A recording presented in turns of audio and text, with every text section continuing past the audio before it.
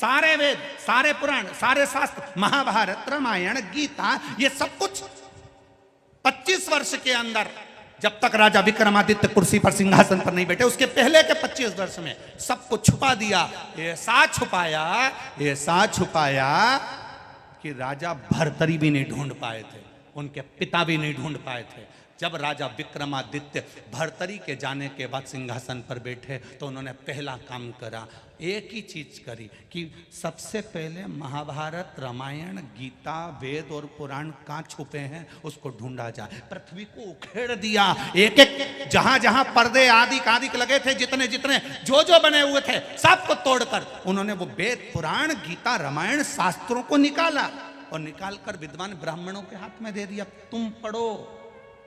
पढ़ने के बाद इसका प्रचार पूरे ब्रह्मांड में करो। आज वापिस सनातन धर्म अगर भारत गौरव के शिखर पर चढ़ा है तो राजा विक्रमादित्य के कहने पर चढ़ा। आज दुनिया के लोग कहते हैं हम रामायण के वक्ता, कोई कहे हम भागवत के वक्ता, कोई कहे हम शिव पुराण के वक्ता, कोई कहे हम गीता के वक्ता। विक्रमादित्य, राजा विक्रमादित्य को धन्यवाद देना चाहिए। अवंतिका की भूमि पर रेलवे स्टेशन पर शीश नवाओ तो सबसे पहले राजा विक्रमादित्य को धन्यवाद देना कि तुमने भारत की स्थापना वापिस कर दी है। राजा विक्रमादित्य को धन्यवाद देना। अवंतिकापुरी में जितनी पाठशालाएं चले, उन पाठशालाओं में एक पुस्तक राजा विक्रमादित्य की भी चलना चाहिए, जिसने इस अवंतिका का निर्माण नहीं, पूरे भारत को सनातन धर्म का निर्माण करा है। ये कोई सहज है राजा विक्रमादित्य? बस उसकी 2-3 कहानी सुना दी, 32 की कहानी सुना दी और सिंहासन की कहानी सुना दी। उसके गौरव की कहानी कौन सुनाएगा? उसके इतिहास को कौन जानेगा? उसको पहचान जो चलता था तो काल अधिपति के शिखर को देखकर चलता था। रानी कहती थी मंदाला, स्वामी आप बार बार महाकाल के शिखर को क्यों देखते हो? रानी से राजा एक ही बात कहता था, एक दिन मुझे भारत को उसी शिखर तक पहुंचाना है, उसी शिखर तक, उसी शिखर तक। पूरी दुनिया के शिखर देखना और एक बार मेरे महाकाल राजा का शिखर देखना। पूरी दुनिया के शिखर में केवल शिखर नजर आएगा, पर मेरे महाकाल के शिखर में एक गोल चक्र, उसमें किरणें निकलती हुई नजर आएगी, क्योंकि महाकाल के शिखर को राजा विक्रमादित्य ने कहा था मेरे भारत को शिखर तक पहुंचाना है और सूर्य की किरण जैसी फैलाना है। इसलिए आज भी महाकाल पर सूर्य की किरण का शिखर चढ़ा है।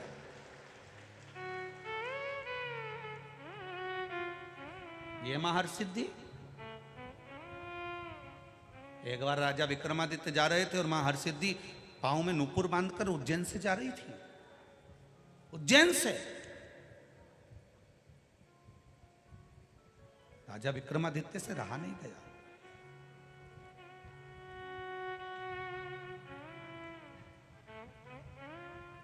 रहा नहीं गया राजा विक्रमादित्य से और पूछ लिया,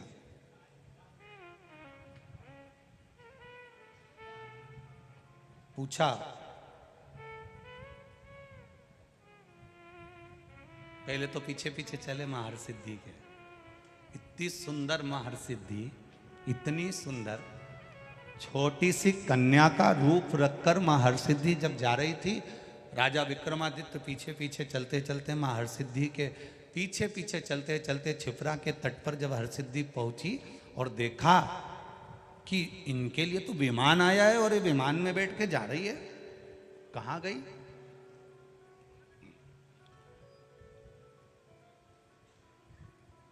रोका।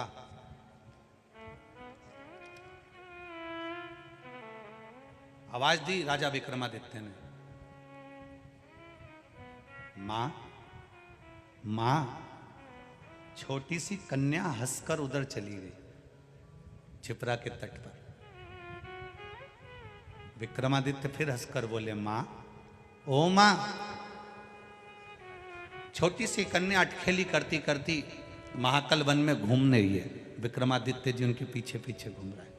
फिर आवाज लगाई, मां मां। छोटी सी कन्या भागते हुए कूप के पास पहुंच गई, बावड़ी के पास। फिर विक्रमादित्य ने आवाज लगाई, माँ, ओ माँ। हरसिद्धि माता ने पलट कर पूछा, मैं छोटी सी कन्या हूं, तुमको माँ नजर आ रही? आप मुझे माँ कह रहे हो? आपकी माता तो आपके घर में निवास कर रही होंगी और आप मुझे आवाज लगा रहे हो? विक्रमादित्य कहते हैं, माँ, बेटे से कब तक छुपोगी? आप हरसिद्धि नहीं हो क्या?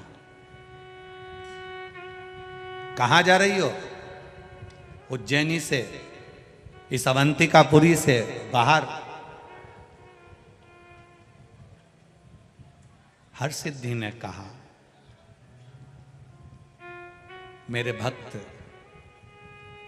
गुजरात में हरसद में, गुजरात के पास में एक स्थान है हरसद गांव, जहां कहती है हरसिद्धि कि मेरे भक्त मुझे वहां बुला रहे हैं तो मुझे भागना पड़ेगा, जाना पड़ेगा।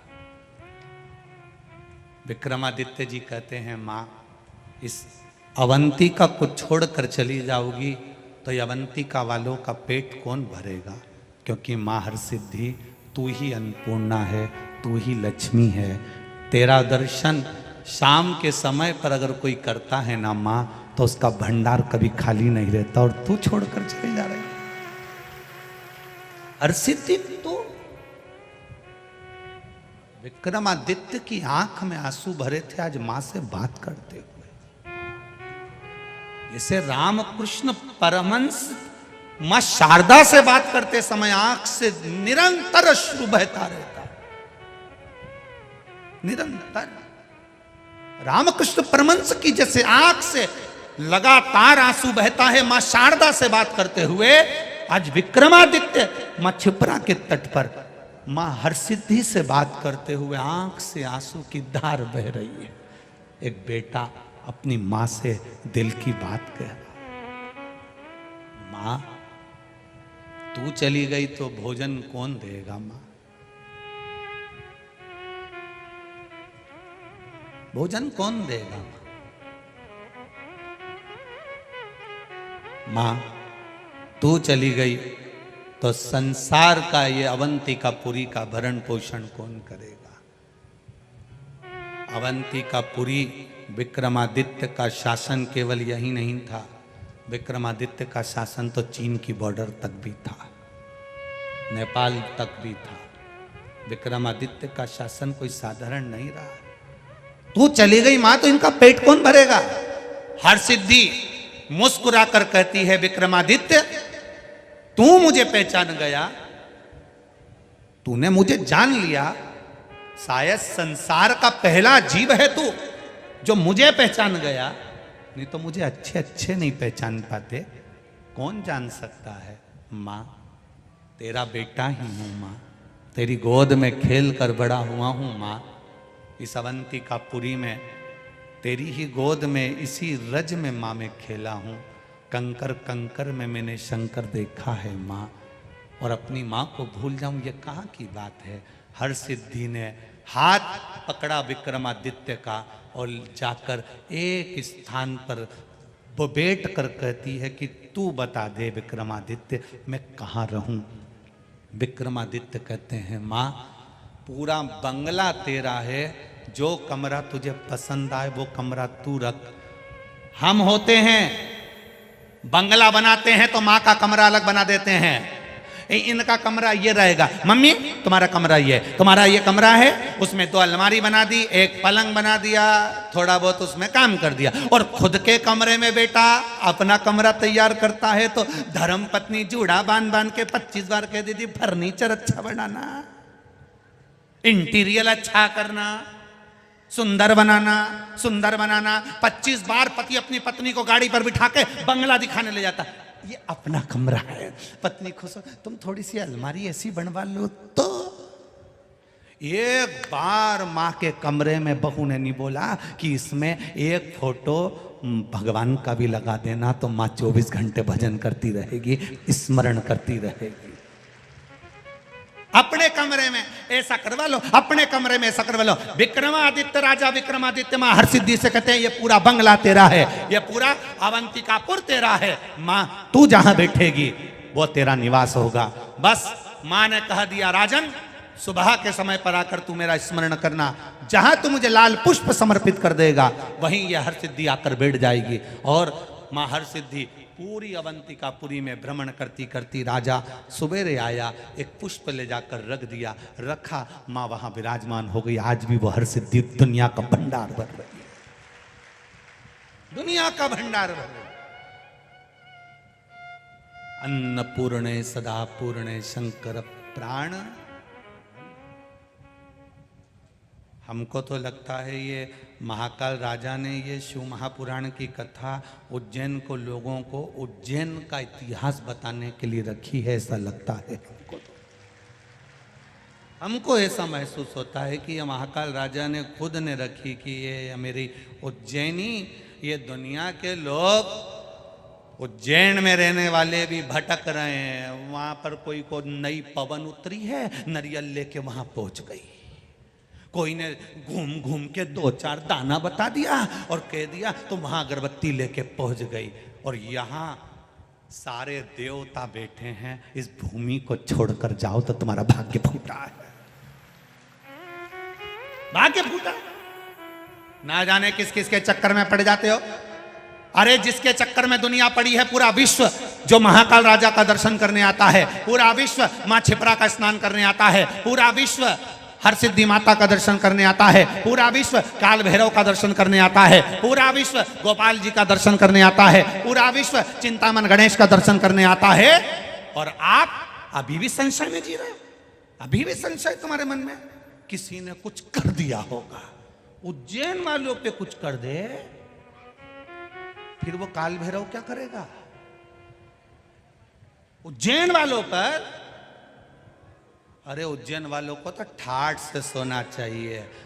महाकाल बैठा है, काल अधिपति बैठा है, हरसिद्धि बैठी है, चैन की नींद सोना चाहिए। किसका दम जो उज्जैन की धरा पे आके कहीं का यूंच कर जाए। स्केल, इसकी सामर्थ्यता, किसकी सामर्थ्य? महाराज वो करता।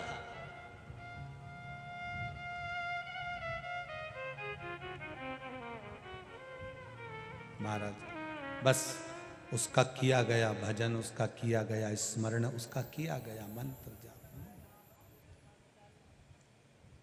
मूल है।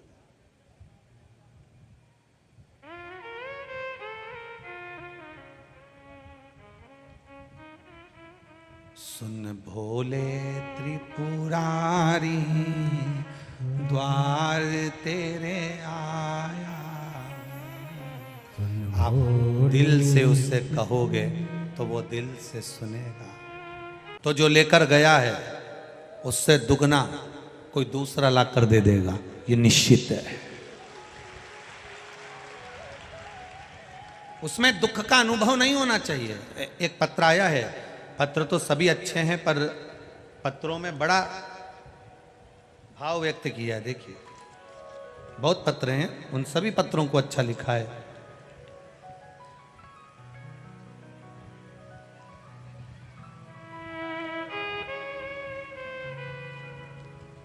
श्रीमती साधना तिवारी, पत्नी ओम प्रकाश तिवारी, ग्राम पोस्ट कोरिहर, जिला रायबरेली, उत्तर प्रदेश से आई हैं। कहीं बैठी हो तो दोनों हाथ हिलाइएगा। जहाँ कहीं बैठी हो तो इस तरह से दोनों हाथ हिला देना एक बार। कहीं बैठी हो, अच्छा पीछे हो, दिख गए हो, ठीक है। दोनों हाथ ऐसे हिला दो।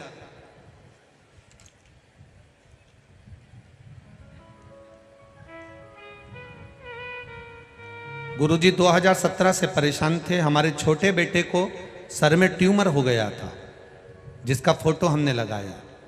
2 बार रायबरेली हॉस्पिटल में सर्जरी करवाई लेकिन ठीक नहीं हुआ।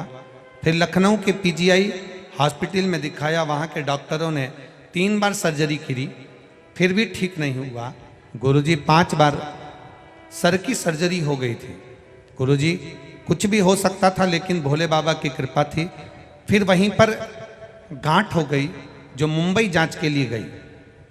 जांच के लिए जो गांठ भेजी गई, फिर डॉक्टर ने कैंसर बता दिया, जिसकी रिपोर्टें सारी जांचें हमने लगाई है, एक्सरे और पूरी जांचें उसमें लगी हुई है। गुरुदेव कैंसर बता दिया।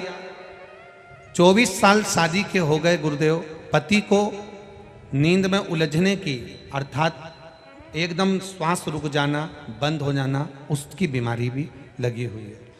एक बेटा है जिसके पेट में पथरी है, ग्राइविडर में।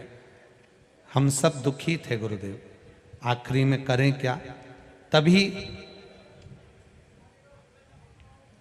मेरी भाभी ने मुझसे पूछा अब कैसा है बेटा। हमने कहा उसको तकलीफ है, परेशान मत हो, कथा आती है टीवी पर, आस्था चैनल पर, उसको जरा सुनना चालू कर। और कथा सुनने के लिए हम तैयार हुए। कथा में आपने कई बार भगवान शिव को जल चढ़ाकर बेलपत्र का वर्णन किया, वही हमने करना प्रारंभ करा। गुरुदेव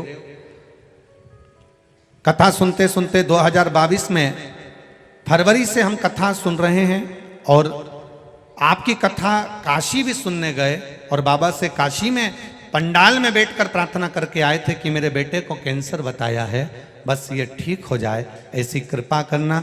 एक बेटे को पथरी है ग्राइविडर में, वो भी ठीक हो जाए, ऐसी कृपा करना। पति के लिए भी बोल कर आए थे गुरुदेव। बाबा की कृपा से आज महाकाल की भूमि को नमन करने आए हैं। मेरे बेटा कैंसर की बीमारी से ठीक हो गया है और बेटा बड़ा भी ठीक है, इसलिए हम यहाँ नमन करने के लिए आए हैं। बस एक विनती और है, मेरा पति भी ठीक हो जाए, यही बाबा से प्रार्थना करने आए। हर हर। अब ठीक है बाबू, दोनों हाथ उठाकर एक बार हर हर महादेव कर दो। हर हर महादेव। एक पत्र और आया है, बड़ा सुंदर है भाव से।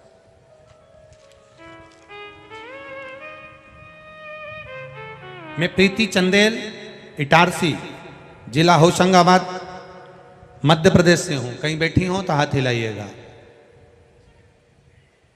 कहीं बैठी हो तो हाथ हिलाइएगा, जहां कहीं भी बैठी हो। प्रीति जी चंदेल, इटारसी, जिला होशंगाबाद, मध्य प्रदेश से हूँ। गुरुदेव मैं क्या वर्णन करूँ। मेरा बेटा अंशु चंदेल, उम्र 18 साल, जो 2 जुलाई 2022 में फौज की नौकरी के लिए तैयारी कर रहा था, पर नौकरी नहीं लग पा रही थी। उसने बार बार प्रयास करा पर नौकरी नहीं लगी। कभी दौड़ में हार जाता, कभी किसी चीज में हार जाता, 1-2 नंबर से रह जाता। गुरुदेव सफलता नहीं मिली। तब मैंने जुलाई माह में श्रावण मास में आपकी कथा सुनी, जिसमें आपने एक बच्ची का पत्र पढ़ा था और धन्यवाद करने आई थी। उसी पत्र के अंतर्गत मैंने 2021 में श्रावण मास में पार्थिव शिवलिंग का निर्माण किया। जैसा कि आपने टीवी के माध्यम से ऑनलाइन शिवजी का अभिषेक कराया था, उसी को करते हुए ने बाबा से विनती करी और पशुपतिनाथ का व्रत करते हुए बेटे से भी उस व्रत की साधना कराई और साथ में बेटे को कहा तू अब अप्लाई कर और तैयारी कर। बाबा की कृपा, बेटा तैयारी करता रहा। प्रतिदिन 1 लोटा जल बेटा चढ़ाने लगा। हम भी जाने लगे बाबा के धाम में और मेरा बेटा अगस्त माह में फिर वापिस दौड़ के लिए गया। बाबा की ऐसी कृपा हुई गुरुदेव कि मेरे बेटे की नौकरी फौज में लग गई। मैंने बेटे का फोटो शिव जी का पूजन करते हुए और उसका फोटो फौज में जो भर्ती हुआ, दोनों फोटो लगाए हैं, जिसको मैं दिखा रही हूँ। आप लोग एलईडी के माध्यम से और आस्था चैनल के माध्यम से देख सकते हैं। अभी वो ट्रेनिंग में है। बाबा देवादिदेव महादेव की कृपा, शिव की कृपा, जहां भी बैठे हो बहन, बहुत बहुत साधुवाद है आपको। आपके बेटे का ये पत्र पहुंचा और राष्ट्र की सेवा करते रहें, यही बाबा से प्रार्थना है। हर हर शिव तत्व है। एक पत्र और आया है उज्जैन का।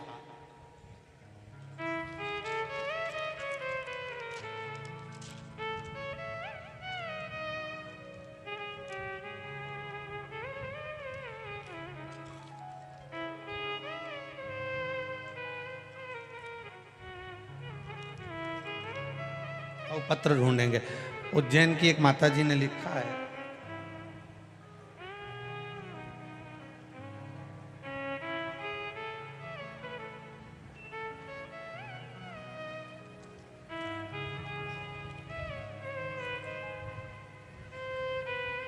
सृष्टि सिसोदिया, पत्र लिखा है आपने। कहीं बैठी होंगी तो हाथ हिलाइएगा। आप ही हैं, दोनों हाथ हिला दो। पत्र मिल गया है आपका। गुरुजी मेरा निवेदन है, आप पहले कथा के पंडाल के लोगों से कहो कि हम उज्जैन वालों को भी बैठने की जगह दें।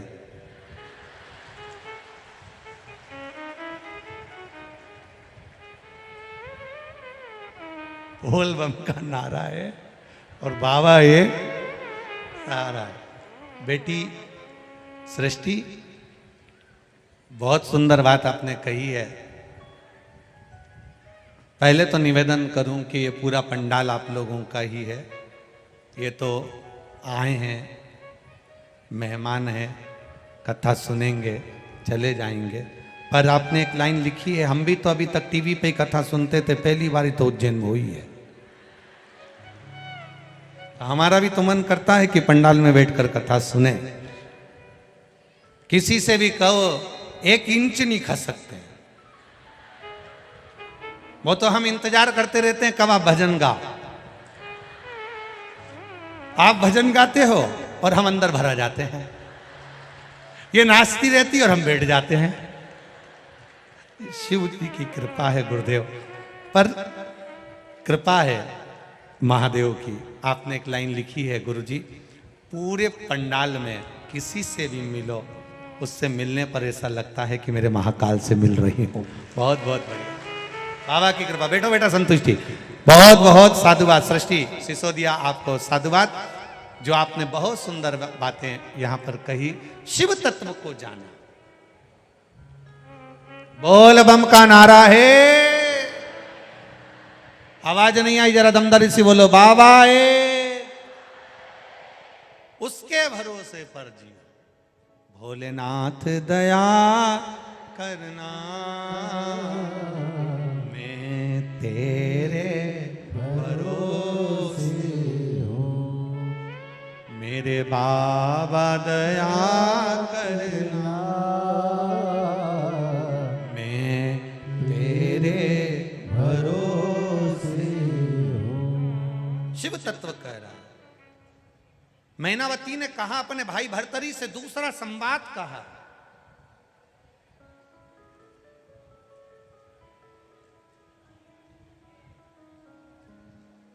बहुत समय तक दुखी ना रहे, जो चला गया है महादेव क्यों लिया है, किस लिए लिया है, ये महादेव जान सकता। क्यों लिया, किस लिए लिया, ये महादेव के ऊपर। जो चला गया उसके लिए ज्यादा दुख ना करो भर्तरी। अगर आप दुख करोगे तो अपने शरीर को कष्ट प्रदान करोगे, अपने शरीर।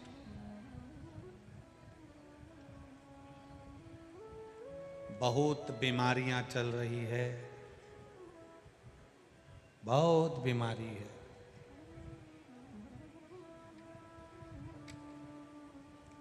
दो चीजें याद रखिए, मुख पर मास्क लगाओ और गले में रुद्राक्ष की माला पहनो।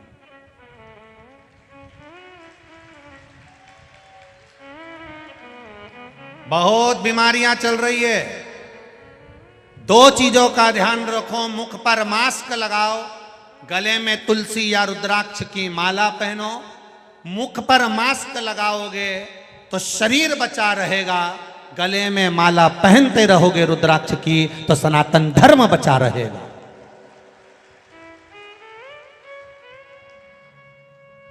मास्क लगाने से शरीर बचता है, गले में रुद्राक्ष पहनने से विरोधियों के भी आंखें नब जाती है, हमारा राष्ट्र आगे बढ़ता है।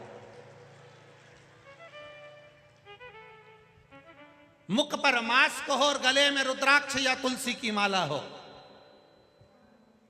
मास्क शरीर को बचा लेगा, एक रुद्राक्ष का मन का, एक रुद्राक्ष, एक तुलसी का मन का हमारे राष्ट्र को बचाएगा, सनातन धर्म को बचाएगा, हमारे धर्म को बचाएगा। पहचान हो जाती है, ट्रेन में सफर करो, ट्रेन में सफर करते करते पहचान हो जाएगी, गले में रुद्राक्ष पड़ा है, एक रुद्राक्ष तुम्हारे गले में पड़ा है तो लोग कह देंगे क्यों शंकर जी का उपासना करती हो, सीहोर वाले महाराज ने कहा था, इसलिए रुद्राक्ष धारण करा है। सीहोर का है, उज्जैन का है, काशी का है, कोई ना कोई तुम्हारे रुद्राक्ष को देखकर बोल देगा। तुलसी की माला पड़ी है, कोई देखकर बोल देगा। गले में सोने की चेन पड़ी रहेगी, कोई नहीं बोलेगा। हार पड़ा रहेगा, कोई नहीं बोलेगा। हीरे की नेकलेस पड़ी रहेगी, कोई नहीं बोलेगा। पर जिस दिन तुमने माथे पर तिलक लगाया, त्रिपुंड लगाया, तो कोई भी कह देगा ये उज्जैन से आई है, ये महाकाल की नगरी से आई है। केवल त्रिपुंड देखकर पहचाना जाता है, रुद्राक्ष देखकर पहचाना जाता है। तो दो चीजें अपनी चित्त वृत्ति में उतार कर रखना। बहुत बीमारियां चल रही है, शरीर को बीमार करने की भी बीमारी हो रही है, और सनातन धर्म को भी बर्बाद करने की बीमारी हो रही है। बहुत दीमक लगे हुए हैं। जैसे कोरोना छूने से हो जाता है, वैसे ही ये विधर्मी भी धीरे धीरे धीरे धीरे कोरोना जैसे प्रवेश करते जा रहे हैं। इसलिए मुंह पर मास्क, गले में रुद्राक्ष की माला सनातन धर्म को, शरीर को बचा लेगी, यह निश्चित है। जाओ शिव के मंदिर, शंकर की चौखट पर, शिव की आराधना में, शिव के गुणगान में।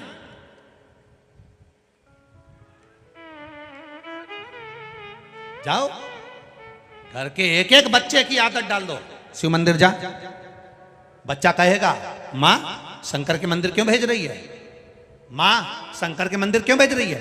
यह प्रश्न देवराज ने भी अपनी माँ से कहा था।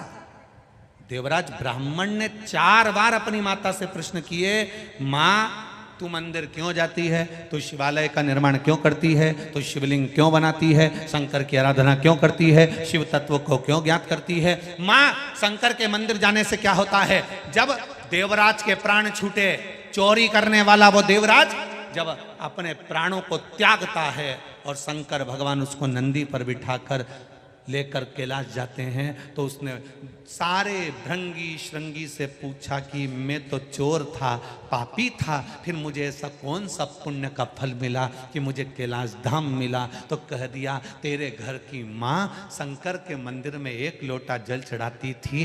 एक घर का व्यक्ति अगर 1 लोटा जल चढ़ा रहा है तो 7 पीढ़ी को नहीं 71 पीढ़ी को तार रहा है। 1 लोटा जल चढ़ाने पर 71 पीढ़ी तर जाती है। घर के एक एक बच्चे को कह दो शिव मंदिर जाओ, शंकर की चौखट पर जाओ, 1 लोटा जल चढ़ाओ। क्यों चढ़ाओ, उसका कारण है। आज माता पिता हैं, घर के माता पिता बुजुर्ग होंगे, बुजुर्ग होकर एक दिन चले जाएंगे। सब जब चले जाएं तब एक माता पिता जिंदगी भर साथ निभाते हैं, और वो मेरा देव अधिदेव महादेव है। आपने जो जल चढ़ाया है, जिन हाथों से शिव की आराधना करी है, वो हाथ मेरा महादेव पकड़ लेता है। फिर वो हाथ मेरा महादेव छोड़ता कभी नहीं है। एक बार उसने पकड़ लिया तो छोड़ेगा नहीं, छोड़ेगा नहीं।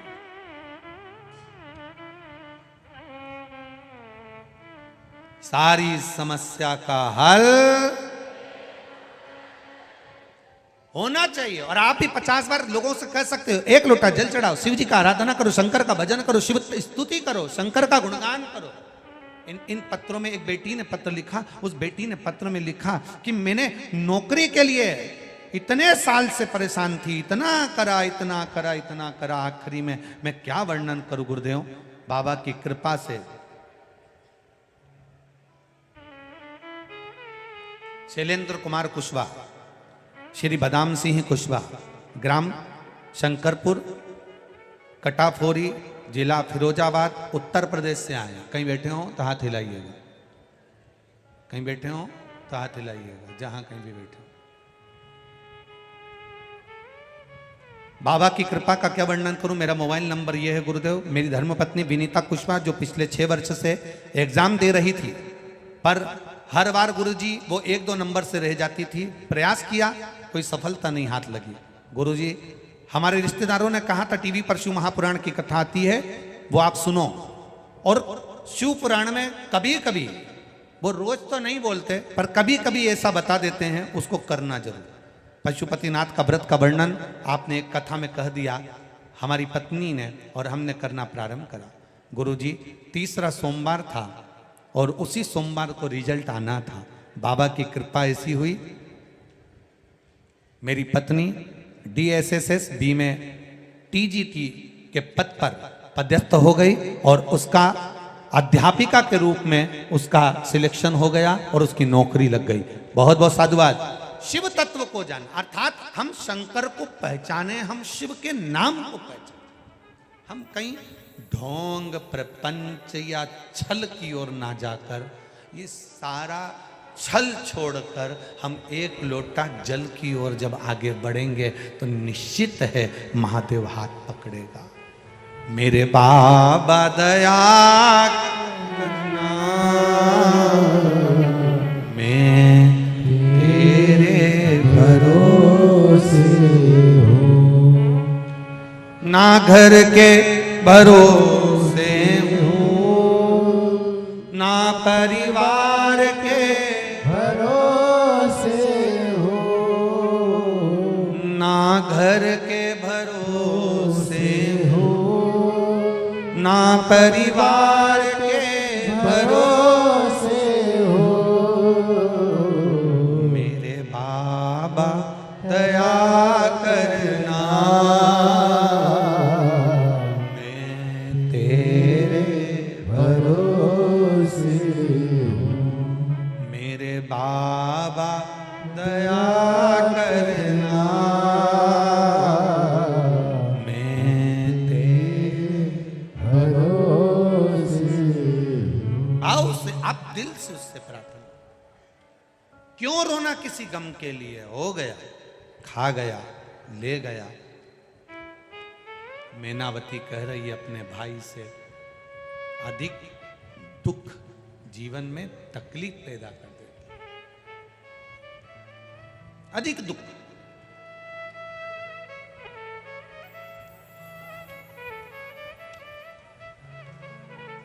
करो भजन, करो स्मरण, फल देगा। भर्तरी मां की गोद से उठा। राजा भर्तरी जब माता की गोद से उठे और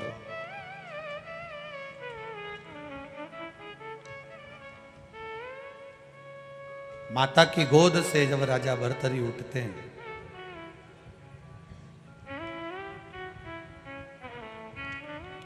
बैठे, बहन ने अपने भाई राजा भर्तरी से कहा, भैया सुनो,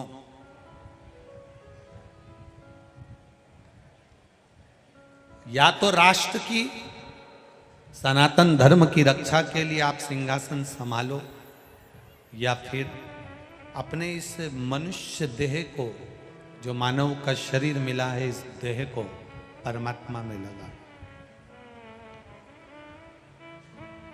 बहुत ध्यान देना, ये केवल एक बहन का और भाई का संवाद नहीं है, यह कोई साधारण सा संवाद नहीं है। एक बहन राजा विक्रमादित्य ने भी बना ली थी मुंह बोली बहन। जब राजा विक्रमादित्य भ्रमण करने के लिए गए, घूमने के लिए गए, घूमते घूमते उन्होंने देखा कि नदी में एक युगल जोड़ी, एक लड़का, एक लड़की, एक स्त्री, एक पुरुष पानी में बह रहे हैं। राजा विक्रमादित्य देखकर आश्चर्य में पड़ गए, आश्चर्य में पड़ गए। और राजा विक्रमादित्य जब आश्चर्य में पड़े, देखकर थकित रह गए, आश्चर्य में।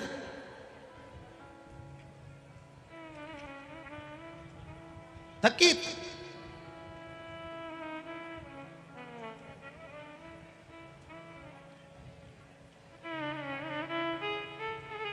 देखा कोई बचाने वाला नहीं है, राजा विक्रमादित्य पानी में कूद गए।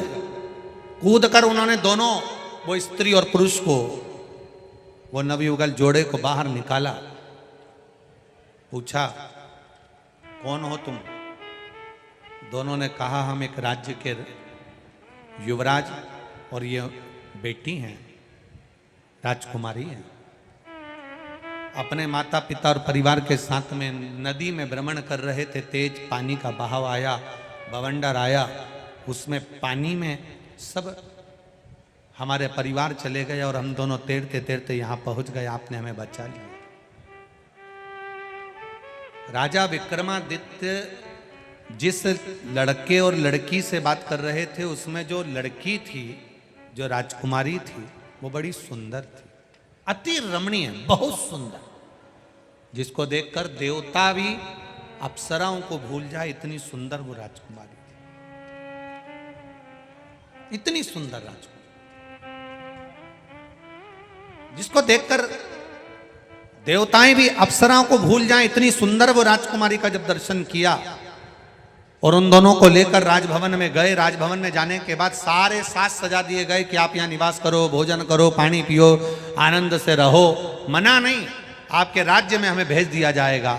जब वो निवास करने लगे, इतनी सुंदर राजकुमारी, इतनी सुंदर राजकुमारी, वो राजकुमार ने उस राजकुमारी के लिए विचार करा, कहा ये मेरी बहन है और हम इसके लिए वर ढूंढ रहे हैं, और इतना अच्छा राजा विक्रमादित्य है, इतनी सुंदर मेरी बहन है, क्यों ना राजकुमार ने विचार करा कि अपनी बहन का विवाह इस विक्रमादित्य राजा के साथ पक्का कर दूं।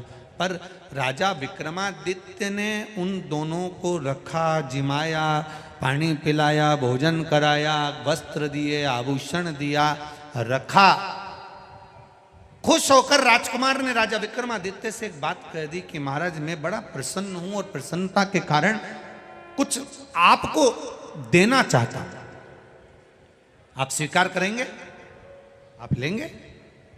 क्यों नहीं? राजा विक्रमादित्य ने कहा आप जो देना चाहते हो दो, मैं स्वीकार करूंगा, दे दीजिए, मैं स्वीकार करूंगा। देखिए बहुत दूर दूर से आप लोग कथा सुनने आए हो, बहुत ध्यान लगाकर सुनना। उज्जैनी की कथा है, महाकालेश्वर बाबा की पावन धरा से सुन रहे हो। एक क्षण की कथा भी इधर उधर ना जाए, एक क्षण की स्मरण करो। अब मैं आपको कुछ गिफ्ट देना चाहता हूं, मैं आपको कुछ पुरस्कार देना चाहता हूं। आपने हमको वस्त्र आभूषण दिए, भोजन दिया, पानी दिया, रुकाया, सेवा करी, हम कुछ देना चाहते हैं, आप स्वीकार करेंगे? भगवान विक्रमादित्य ने कहा हम स्वीकार कर लेंगे, दे दीजिए, दे दो आप। महाराज मैं मेरी बहन को आपको देना चाहता हूं, स्वीकार करोगे? अब नगर का राजा विक्रमादित्य साधारण नहीं है। जरा समझिएगा कि राजा विक्रमादित्य थे कैसे। शिव का भगत कैसा होता है, शंकर भगवान का उपासक कैसा होता है, शिव की आराधना करने वाला कैसा होता है, जिसके घर के संस्कार श्रेष्ठ होते हैं, उस घर का बेटा कैसा होता है, वो समझने का विषय है राजा विक्रमादित्य की कथा। ये शिव महापुराण की कथा। आप स्वीकार करोगे? हाँ, मैं अपनी बहन को आपको देना चाहता हूं, आप स्वीकार करोगे? राजा विक्रमादित्य ने कहा क्यों नहीं करेंगे। आपने अपनी बहन को मुझे दिया, मैं स्वीकार करता हूं, आज से मेरी ये बहन कहलाएगी, आज से मेरी ये बहन कहलाएगी, मैं इसको स्वीकार करता हूं। युवराज स्तुप्त हो गया। जो अपनी बहन का प्रस्ताव राजा विक्रमादित्य को देता है वो स्तुप्त।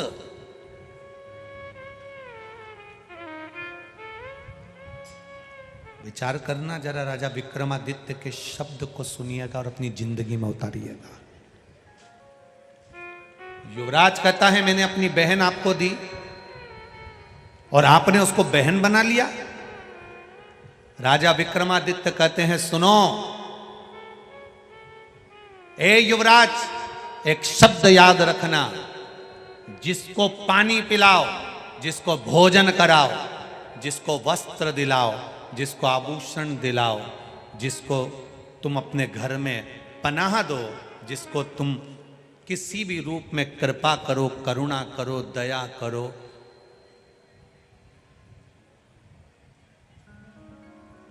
उससे कुछ लेने की आस छोड़ दो। और अगर कोई दे भी रहा है तो उससे वो रिश्ता बनाना जिस रिश्ते की पवित्रता हो, उस पवित्रता के रिश्ते को लांछन ना लगे। एक व्यक्ति अगर एक बहुत विचित्र बात करें, शायद दुनिया के लोगों को ये बात बुरी लग जाए, और वैसे भी सियोर वाला महाराज बुरा है, लग जाए तो लग जाए, पर सुन लो तुम तो, चाहे दुनिया के लोगों को यह बात बुरी लग जाए, और लग सकती है, कईयों को लगेगी ये बात बुरी और लग जाए। राजा विक्रमादित्य कहते हैं, अगर किसी को पनाह दी है, किसी को पानी पिलाया, किसी को भोजन कराया, किसी को शरणागति दी है, किसी के लिए तुमने कुछ करा है, तो उसके परिवार के व्यक्ति पर तुम्हारी गलत दृष्टि नहीं होना चाहिए, अच्छी निगाह रखिए। अब दुनिया को देखिए, दुनिया की दृष्टि देखिए। अगर एक व्यक्ति किसी को उधार पैसा दे देता है, एक व्यक्ति किसी पर करुणा कर देता है, एक व्यक्ति किसी को नौकरी दिला देता है, एक व्यक्ति किसी को अगर थोड़ा सा भी काम कर देता है, तो उससे यह आशा लगता है कि इसके घर में बहन है, इसके घर में बेटी है, इसके घर में संपदा है, इसके घर में बेबहू है, इसके घर में बच्चे हैं, इसके घर में ऐसा है, कुछ लेने की आशा उसकी बढ़ जाती है। पर राजा विक्रमादित्य का संवाद कहता है, भंडारे में भी अगर भोजन करा रहे हो, किसी को 2 गुलाब जामुन भी खिला रहे हो, अगर किसी को नुक्ति भी परस रहे हो, तो ये आस लेकर मत परसना कि ये मेरा पहचान वाला, एक दिन जब मैं जीमने बैठूंगा तो ये मुझे 4 गुलाब जामुन परसेगा या नुक्ति ज्यादा परसेगा। ये आशा राजा विक्रमादित्य कहते हैं, इसको लेकर मत रहना।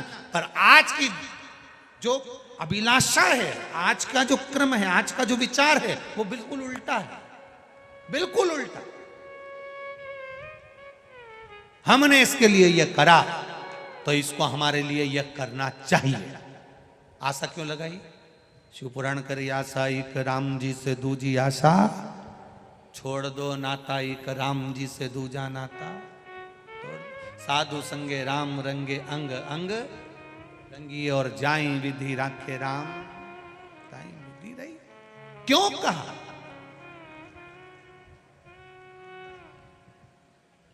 कभी कभी बहुत करोड़पति व्यक्ति, बहुत धनपति, बहुत वैभवपति, बहुत सत्तापति, जिसका वैभव सब दूर हो, उसके यहां कोई कमी नहीं हो, तो भी महादेव के दरवाजे से कई बार उसको धक्का दे दिया जाता है, कई बार कोनी मार दी जाती है, कई बार कह दिया जाता है आप उधर से दर्शन करो। उस समय उसको क्रोध नहीं आना चाहिए, अपनी सत्ता के मद में नहीं डूबना चाहिए, अपने अहम में नहीं डूबना चाहिए। उस समय यह सोचना चाहिए कि आज महाकाल राजा के दरवाजे पर जा रहा था तो वीआईपी ट्रीटमेंट क्यों नहीं मिला? मतलब महाकाल राजा चाहता है कि तुझे कहीं ना कहीं किसी ना किसी रूप में कल्याण करना चाहता है, इसलिए थोड़ा धक्के देकर अपने दरवाजे से निकालेगा तो दुनिया के धक्के नहीं खाएगा। अच्छा सोचो, अच्छा विचार करो, शुद्ध भाव रखो, शुद्धता का स्मरण करो। जब आप अच्छा सोचने लगोगे कि आखिर कारण क्या था जो मैं मंदिर गया और पुजारी जी ने मेरे से जल नहीं चढ़वाया, या भगवान ने मेरे से दर्शन नहीं कराया, या मेरे को वीआईपी ट्रीटमेंट नहीं मिला, कारण क्या है? कारण कुछ नहीं है, कारण वो काल अधिपति महाकाल राजा, उसने सोच लिया आज मेरे दरवाजे से धक्का खाकर जाएगा तो पूरी जिंदगी अच्छे से निकल जाएगी, और ये जिंदगी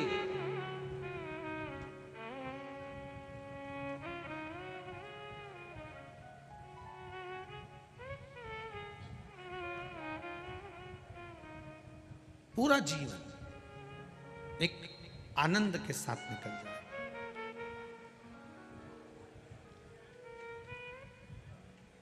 और जब फिर निवेदन है, जिसने मेरे महादेव के दरवाजे के धक्के खा लिए वो दुनिया में फिर कभी कहीं धक्का नहीं खाता है, कभी धक्का नहीं खाया।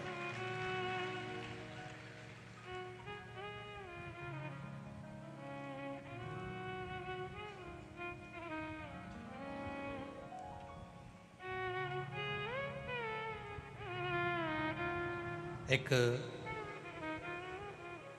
ब्रह्म वैवर्त पुराण में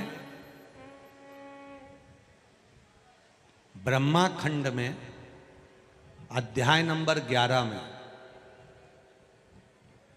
ब्रह्म वैवर्त पुराण का पेज नंबर 40 पर एक बड़ा सुंदर राजा ब्राह्मण सुतपा की कथा लिखी। उस ब्राह्मण का नाम था सुतपा, जो शिव जी की आराधना में 24 घंटे डूबा रहता था।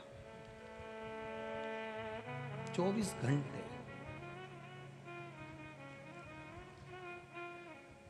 पितरों की मानसिक बेटी के साथ में सुतपा का विवाह हो गया था। एक दिन पितरों की कन्या ने अपने पति सुतपा से एक प्रश्न कर लिया था, जो प्रश्न आज के बच्चे करते हैं, और इस प्रश्न को बार बार कथा के मध्य में लिया जाता है। क्या होता है शिव जी की आराधना करने से? क्या होता है शंकर भगवान को जल चढ़ाने से? क्यों ढोंग प्रपंच में लगे हो? आज की नवयुवक टीम कह देगी तुमसे। क्यों प्रपंच में पड़े हो? इतनी तपतपाती हुई धूप पड़ रही है, अपने घर पर बैठकर कथा क्यों नहीं सुनते? क्यों जा रहे हो वहां इतनी भीड़ में?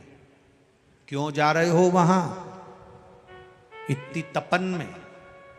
2 किलोमीटर दूर गाड़ियां रुक जाए और पैदल पैदल पैदल पैदल 1.5 किलोमीटर 1 किलोमीटर दूर तक तपते हुए जाओ। कौन कह रहा है तुमसे? कहेंगे लोग।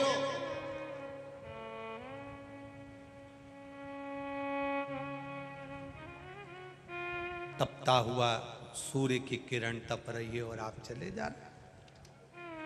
क्या होगा जल चढ़ाने से?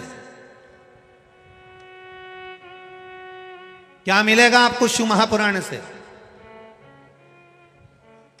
रावण के पास भी सलाहकार थे और राम जी के पास भी सलाहकार थे। बहुत ध्यान देना। रावण के पास जो सलाहकार थे, रावण ने पूछा दरवाजे पर सेना आ गई है, राम सेतु बना लिए हैं, तैयारी हो गई है, सलाहकारों बोलो, सलाह दो मुझको, अच्छी सलाह देना, करना क्या है? अब रावण के जितने सलाहकार थे सब टन्न होके बैठे थे। कई लोगों के सलाहकार ऐसे हैं जो 24 घंटे ही टन्न रहते हैं। नशे में नहीं, अहंकार के नशे में। हम हैं, सब निपट लेंगे, तुम तो करो। ये भी एक नशा है, एक मदिरा का नशा, एक नशा। अब रावण के जो सलाहकार थे सब टन्न होके बैठे थे। सबने चिल्लाकर कहा, महाराज चिंता मत करो, बंदरों की सेना आई है। बंदर तो हमारा भोजन है, निचोड़ निचोड़ के खा जाएंगे। रावण के सलाहकार बोले। रावण तुरंत मूछे संभालता, मुकुट संभालता, सिंहासन संभालता हुआ बोला, हम लंकेश हैं। मतलब अब तुम चिंता मत करो कि अपन बंदरों को तो निचोड़ के खा जाएंगे। एक सलाहकार होता तो कहता, महाराज अब इतनी दूर तक अगर ये आ गए हैं, इतनी मेहनत करके अब यहाँ तक पहुँच गए हैं, इतना बड़ा सेतु उन्होंने बांध लिया, राम नाम लिखे पत्थर तैर गए हैं, तो ये लंका बचने वाली नहीं है, सीता जी को दे दो। अगर अच्छा सलाहकार होता तो अकल देता। अब उनने तो कह दिया सबको निचोड़ के खा जाएंगे। और एक सलाहकार रावण के पास में थे और एक सलाहकार राम जी के पास में थे। जब समुद्र रास्ता नहीं दे रहा था, राह नहीं दे रहा था, तब सलाहकार ने कहा, अपन प्रार्थना करते हैं, विनती करते हैं, निवेदन करते हैं, अगर रास्ता दे देगा तो अपन पार उतर जाएंगे। और अच्छी सलाह दी, इसलिए समुद्र ने भी रास्ता दे दिया और पार उतर गए। सलाहकार अच्छे हो, और यदि सलाहकार अच्छे हैं तो आपका जीवन श्रेष्ठ है। सलाहकार गड़बड़ हो गए तो गया। दो तीन जगह पे तुम्हें सलाहकार की बहुत जरूरत पड़ती है। एक, जब तुम कोई रोग से ग्रसित हो तो अच्छे सलाहकार की सलाह लीजिए। जब दुख में घिरे हो तो कोई सदगुरु की सलाह लीजिए। और जब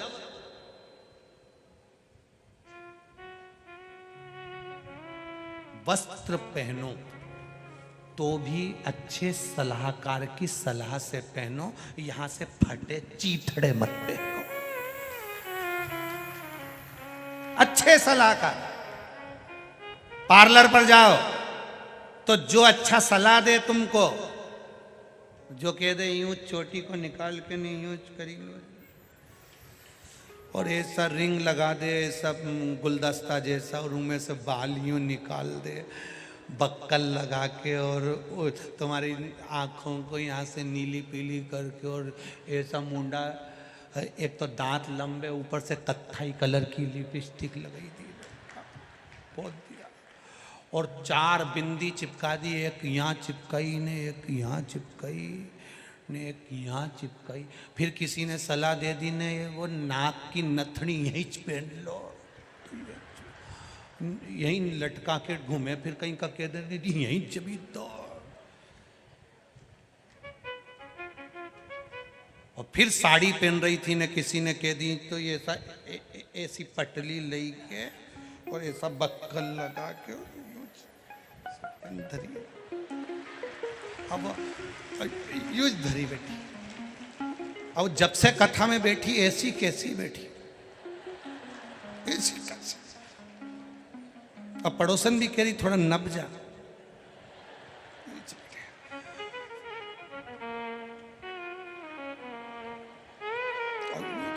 तुम देखना कई शादियों में बस बिल्कुल यहाँ रख के, अच्छा इतनी लगा के आई कि वो गुलाब जामुन भी नहीं खा पाई।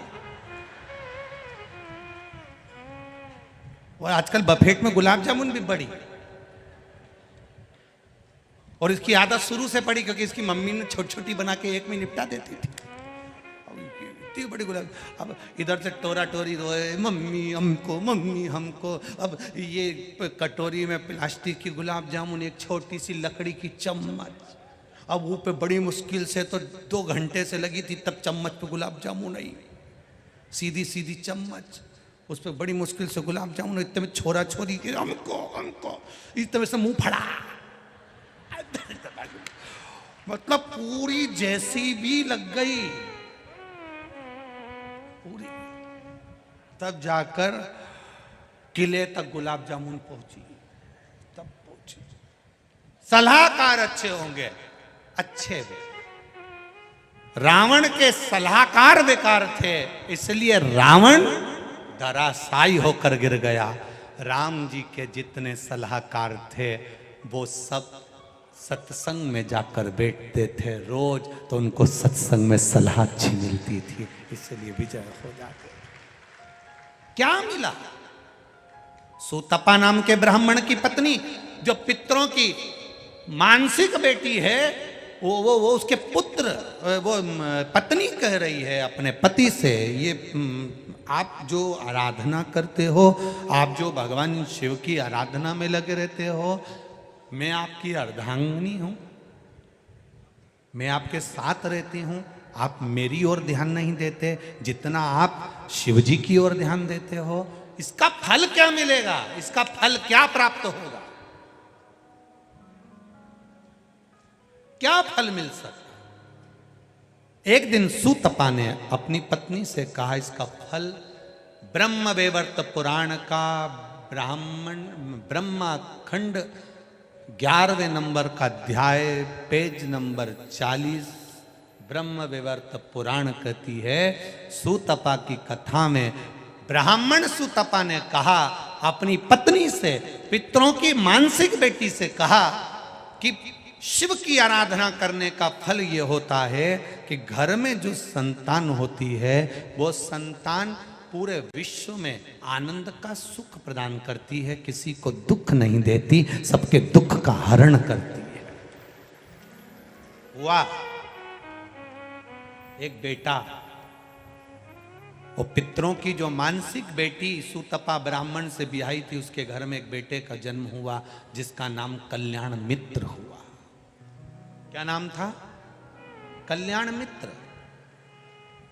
ये ब्रह्मवैवर्त पुराण का वो नाम है। बहुत बिजलियां चमक रही हो, आसमान में कितनी भी बिजली चमक रही हो, और अगर कितनी भी बिजली चमके, कितनी भी बिजली चमके, और यदि किसी व्यक्ति पर एकदम वज्र का पात हो जाए, मान लो हार्ट अटैक आ गया, एकदम आ गया, तुम्हें लग रहा है पसीना छूट रहा है, तुम्हें लग रहा है हाथ में तकलीफ हो रही है, डॉक्टर के यहां लेकर जा रहे हो, एम्बुलेंस आ रही है, जितनी देर में एम्बुलेंस आए, जितनी देर में उसको डॉक्टर के यहां लेकर जाए, उतनी देर में सुतपा ब्राह्मण के बेटे का नाम कल्याण मित्र है। केवल 7 बार 11 बार 21 बार कल्याण मित्र और कल्याण मित्र कहकर केवल महादेव के नाम का उच्चारण कर लेने से भी वज्र का पात नहीं होता, वो व्यक्ति बच जाता है। कितनी भी बिजली चमके, कितनी भी अंबारियां चमके, कितना भी बादल फटे, कितनी भी बिजली चमके, भय लगे कहीं मेरे ऊपर ना गिर जाए, लग रहा है मेरे घर पर ना गिर जाए, कल्याण मित्र नाम 7 बार 11 बार 21 बार स्मरण कर कर महादेव का नाम का उच्चारण करना। बिजली कहीं पर भी गिरेगी पर तेरे ऊपर या तेरे घर के ऊपर नहीं गिर पाएगी। कल्याण मित्र ये पितरों की मानसिक बेटी का पुत्र है, पितरों का नाती है और सुतपा ब्राह्मण का पुत्र है। ब्रह्मवैवर्त पुराण का अध्याय 11 ब्रह्मा खंड कह रहा है, 40 नंबर का पृष्ठ वर्णन कर रहा है कि यह बालक कोई साधारण नहीं हुआ। क्या नाम है? जम के बोलो जरा, जम के। कल्याण मित्र, ये कोई साधारण नाम नहीं। जप रहा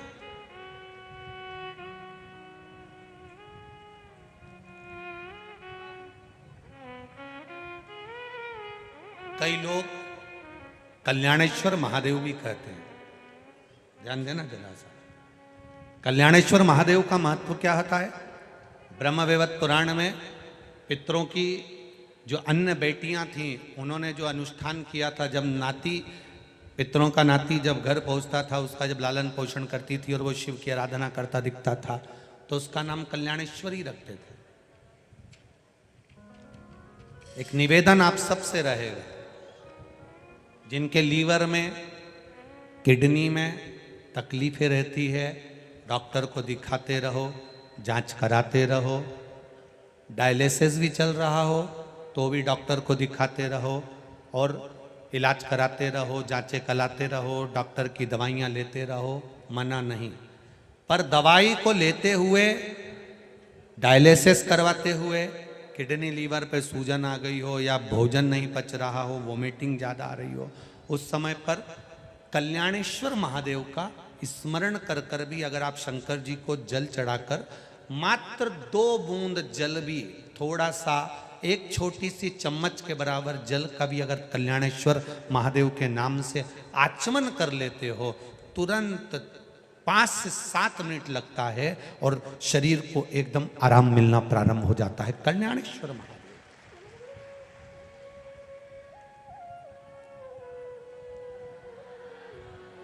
शिव शंकर की कथा, बाबा देव अधिदेव महादेव का संवाद कर रहा।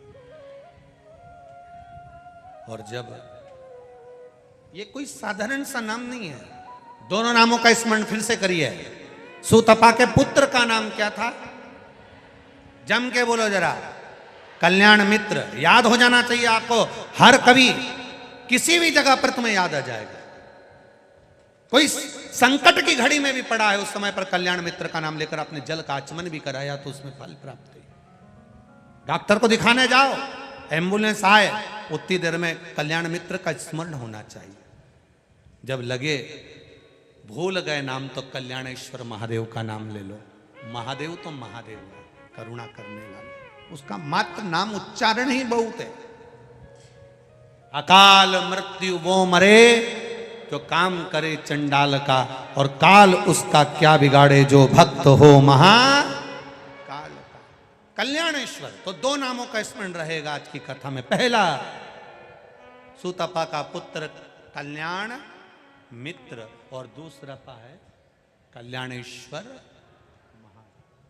कल्याणेश्वर महादेव का वर्णन एक और बड़ा भाव वर्णन किया है, उसको भी आप सुनेंगे, ध्यान से।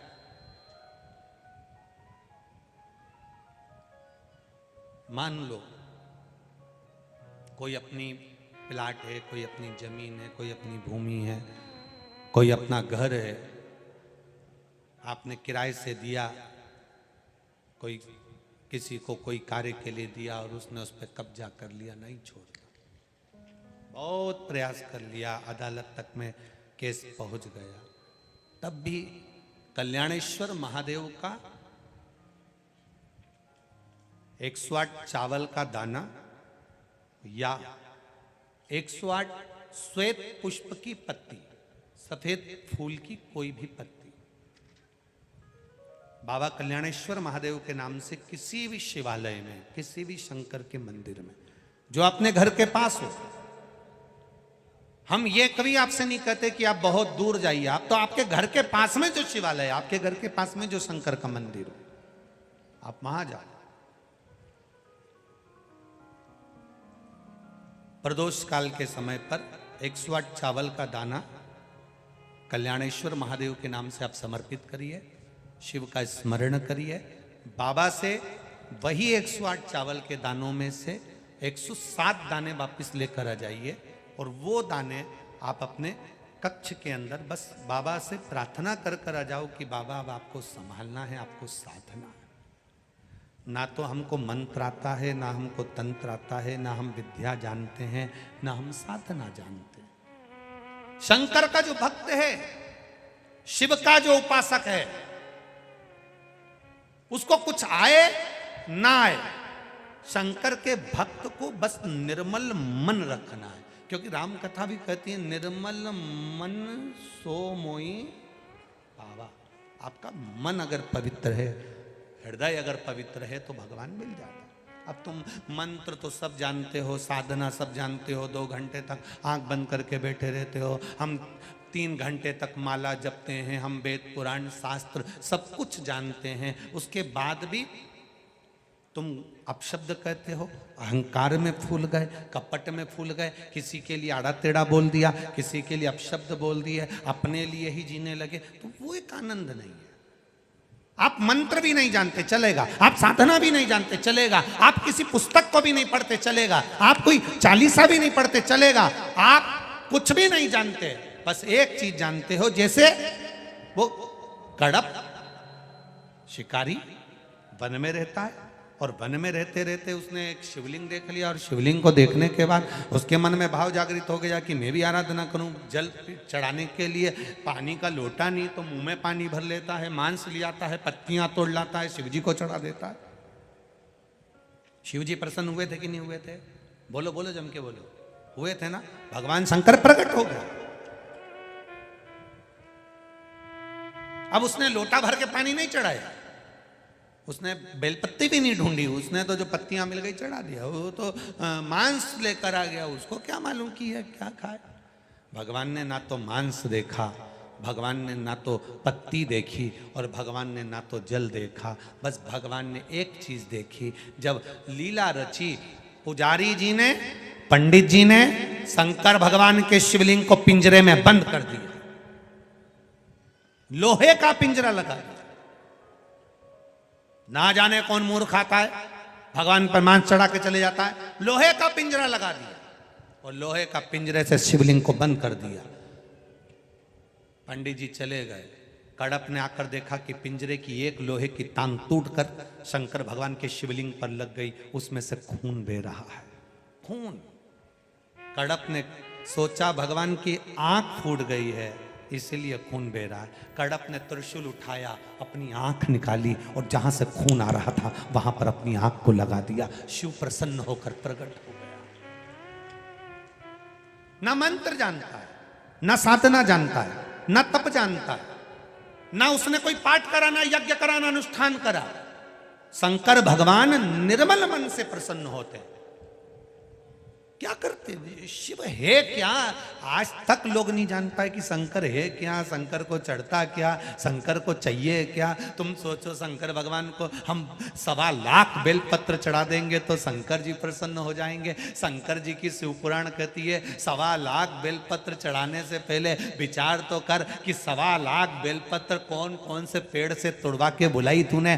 पैसा तो दे दिया तूने, पर जिंदगी में एक बेलपत्री का पेड़ नहीं लगाया और दूसरे जगह की 1.25 लाख बेलपत्र ला के चढ़ा दी, तो क्या शंकर जी प्रसन्न होंगे? एक बेलपत्री का पेड़ लगा देता और एक बेलपत्री शंकर को चढ़ाता, तब शंकर प्रसन्न होते। ऐसे दूसरों के पेड़ पे से तोड़ तोड़ के तुम जिंदगी भर चढ़ाते रहो तो क्या शंकर जी प्रसन्न होंगे? हमने तो 10 रुपए की खरीदी, हमने तो 20 रुपए की खरीदी। बेचने वालों ने, बेलपत्री बेचने वालों ने ढेर दुकान लगा के रखी है। मेरा निवेदन है बेलपत्री बेचने वालों से कि तुम्हारी अगर जमीन हो तो उसमें कम से कम 100 200 बेलपत्री के पौधे भी लगाओ, पेड़ भी लगाओ, जिससे वो बड़े होंगे तो उनकी बेलपत्र आप तक पहुंचेगी। वृक्षारोपण करिए, चढ़ा रहे हैं शंकर जी को प्रसन्न करना। लोटा भरकर हमको ना ना ना ना ना बाबा, एक बूंद भी अगर जल शिव को चढ़ा है तो वो प्रसन्न हुआ है। दिल से अगर उसको रिझाया है तो वो प्रसन्न हुआ है, उसको कुछ नहीं चाहिए। बहुत मंत्र बोलोगे तो शंकर जी प्रसन्न होंगे, बहुत बड़ा यज्ञ करोगे तो शंकर जी प्रसन्न होंगे। घंटों तक बैठ के आंख बंद करके तब साधना करोगे तो शंकर जी प्रसन्न होंगे। शिव पुराण कहती है तुम जिंदगी भर बैठे रहो, वो कभी नहीं आएगा, क्योंकि मन साफ होगा तो परमात्मा तुम्हारे सामने होगा। मन साफ नहीं होगा तो परमात्मा कैसे होगा सामने?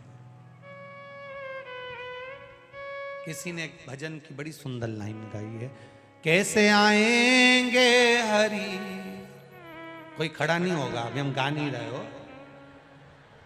ये सारी योनियां, चाहे वो मेंढक की हो, चाहे छिपकली की हो, चाहे झिंगूर की हो, चींटी की हो, जलचर हो, थलचर हो, वायुचर हो, ये जितनी भी योनियां हैं ये मिलना सरल है, पर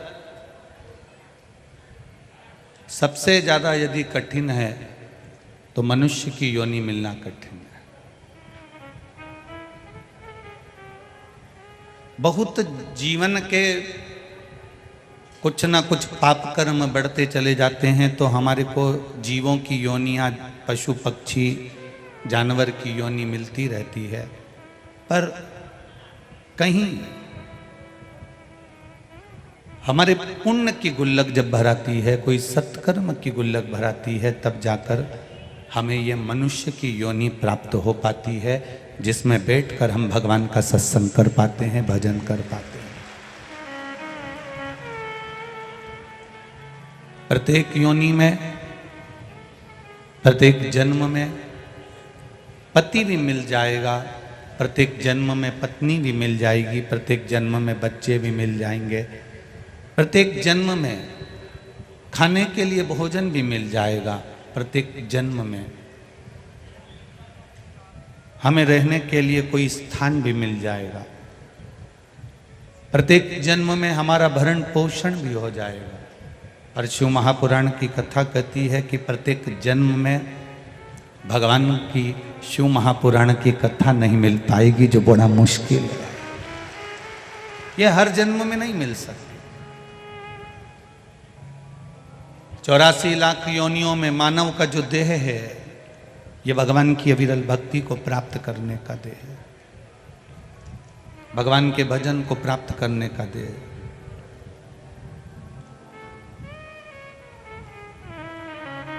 दर्पण से जैसे बाहर की सुंदरता को हम अपने स्वरूप के बाहर जो ये सुंदरता है, इसको हम दर्पण में देख सकते हैं।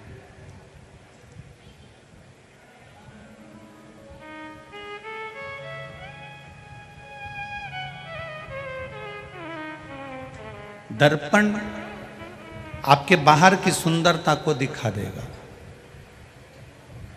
दर्पण आपके बाहर की सुंदरता को बताएगा, पर भीतर की जो सुंदरता है, आपके भीतर की जो रौनकता है, आपके भीतर की जो सुंदरता है, वो दर्पण नहीं बताता। आपके भीतर की सुंदरता आपके मोहल्ले में रहने वाले, परिवार में रहने वाले, नगर में रहने वाले बता पाएंगे कि आप कितने सुंदर हैं भीतर से। बाहर की सुंदरता को तो दर्पण बता देगा, पर भीतर की सुंदरता को दर्पण कभी नहीं बताता। भीतर की सुंदरता को अगर कोई बता सकता है तो केवल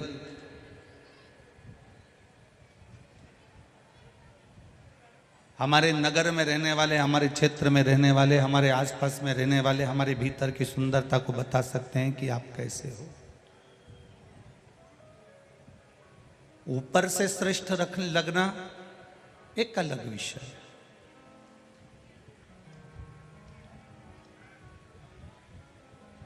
पर भीतर से श्रेष्ठ लगना एक अलग विषय है। आपने कितना सुंदर रूप बनाकर रखा है, आप कितने सुंदर लग रहे हो, उससे मेरे महादेव को कोई मतलब नहीं। आपके पास में कौन सा पद है, आप कौन मिनिस्टर हो, मंत्री हो, संतरी हो, कलेक्टर हो, एसपी हो, डीएसपी हो, डॉक्टर हो, इंजीनियर हो, सीए हो, ये जितनी भी आपकी डिग्री है, ये जितनी भी डिग्रियां आपके पास में हैं कि आप ये हैं, आप वो हैं, आप कलेक्टर हैं, आप एसपी हैं, आप डीएसपी हैं, आप मंत्री हैं, आप संतरी हैं, आप कलंतरी हैं, आप इंजीनियर हैं, आप सीए हैं, आप डॉक्टर हैं, आप अध्यक्ष हैं, आप उपाध्यक्ष हैं, ये जितनी डिग्रियां हैं ये संसार के लोग देखते हैं। मेरे महादेव के यहाँ ये डिग्रियां नहीं देखी जाती। मेरे महादेव के यहाँ तो केवल तुम्हारी जिह्वा से जो भजन किया है उसकी डिग्री देखी जाती है। आप किस पद पर हो, ये उससे मेरे महादेव को कोई मतलब नहीं। आप कितनी प्रतिष्ठा पर हो, उससे मेरे महादेव को कोई मतलब नहीं। आपके भजन का बल कितना बड़ा है। होठों पर लाली लगा लेने से दूसरे देखकर खुश हो जाएंगे, पर मेरा महादेव होठों की लाली से खुश नहीं होता। मेरा महादेव ये होठ जब हिलते हैं और इसमें से शिव नाम निकलता है तब खुश होता है।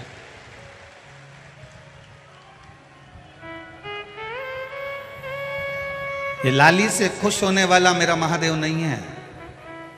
शमशान का निवासी है, शमशान में रहता है, और शमशान में रहते रहते रहते रहते कई लोग कहते हैं कि महादेव हमारी सुनते क्यों नहीं हैं। हम कहते हैं ये आपकी भूल है कि महादेव आपकी सुनता नहीं है। एक बार दिल से, आँख से अगर आंसू गिरे भी है ना, तो वो आपको फूल पर चलाने की सामर्थ्यता रखता है और आपको मंजिल तक पहुंचाने की सामर्थ्यता रखता है। आप उससे कहो, आप उससे निवेदन करो। दुर्योधन और अर्जुन दोनों के गुरु एक ही थे। जो अर्जुन के गुरु थे वो दुर्योधन के गुरु थे। जितनी विद्या अर्जुन को मिली उतनी विद्या दुर्योधन को मिली। दोनों के गुरु एक थे, पर जीत किसको मिली, दुर्योधन को कि अर्जुन को? बोलो, जम के बोलो। अर्जुन को जीत मिली।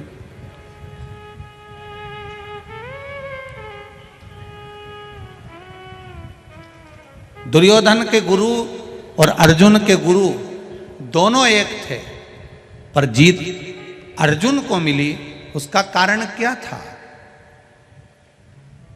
क्यों भगवान कृष्ण ने अर्जुन से कहा कि अर्जुन जाओ, पार्थिव शिवलिंग का निर्माण करो, पूजन करो, आराधना करो? क्यों अर्जुन से कहा गया कि भगवान का भजन करो? क्यों अर्जुन से कहा गया कि शिव नाम की भक्ति करो? क्यों युधिष्ठिर से कहा गया कि जहां मौका मिल जाए, जहां से निकल कर जाओ, उस मार्ग में शंकर भगवान का कोई मंदिर मिल जाए, कोई देवालय मिल जाए तो उसका शीश नवा दो?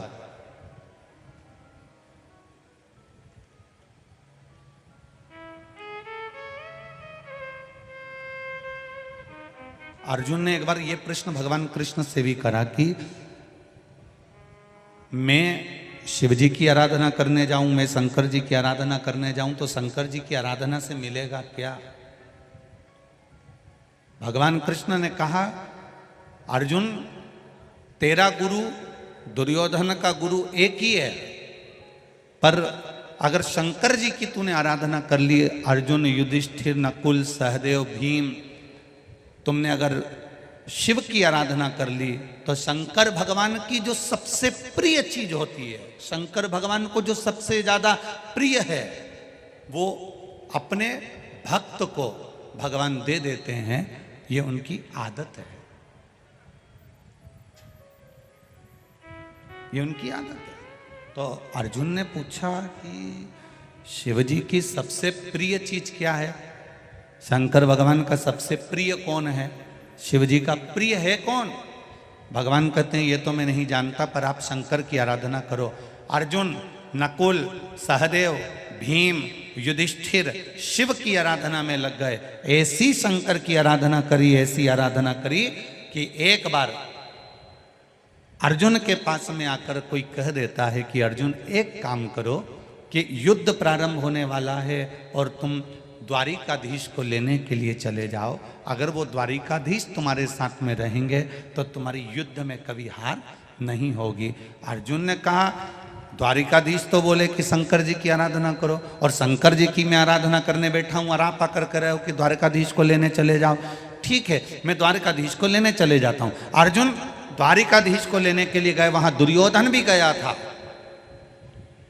दुर्योधन ने 13 क्षौणी सेना मांग ली भगवान द्वारिका नाथ से, और अर्जुन ने केवल द्वारिका नाथ को मांगा, क्योंकि सेना तो दुर्योधन लेकर चले गया था, केवल द्वारका नाथ को।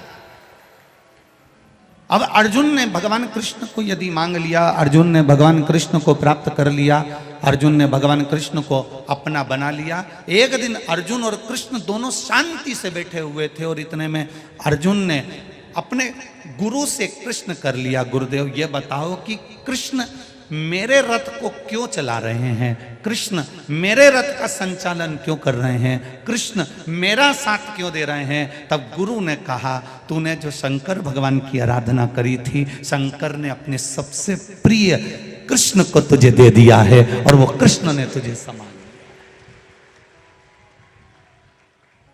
राम जी के प्रिय हैं भगवान शंकर, कृष्ण भगवान के प्रिय हैं भगवान शंकर, शंकर जी के प्रिय हैं राम और कृष्ण, नारायण के प्रिय हैं शिव, शिव के प्रिय हैं नारायण, ब्रह्मा के प्रिय हैं नारायण, नारायण के प्रिय हैं ब्रह्मा। ये तीनों एक हैं, ब्रह्मा विष्णु महेश, तीनों एक।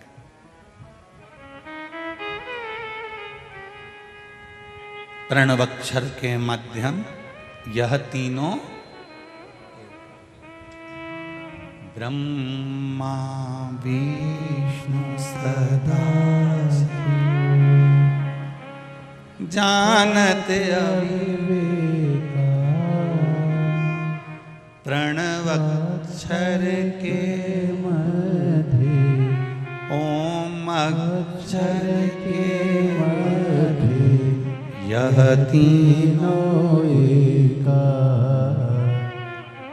ओम हर हर हर महादेव। श्वेतांबर पीतांबर बाघांबर भोले, ये तीनों के वस्त्र अलग हो सकते हैं, तीनों का स्वरूप अलग हो सकता है, पर शिव पुराण कहती है ये तीनों कभी अलग नहीं हो सकते, ये तीनों एक ही रहते हैं, तीनों एक।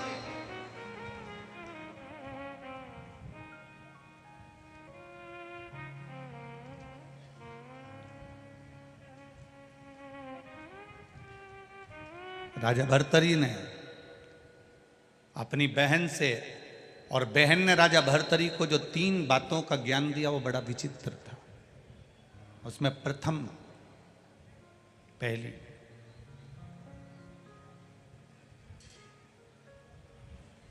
मैनावती राजा भर्तरी राजा विक्रमादित्य की बहन।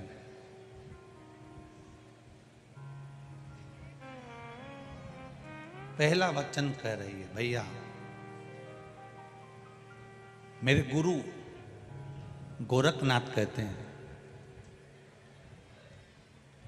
गुरु अगर प्रबल है तो अपने शिष्य को भी प्रबल बना देता है। गुरु का मात्र संग, गुरु का मात्र सत्संग,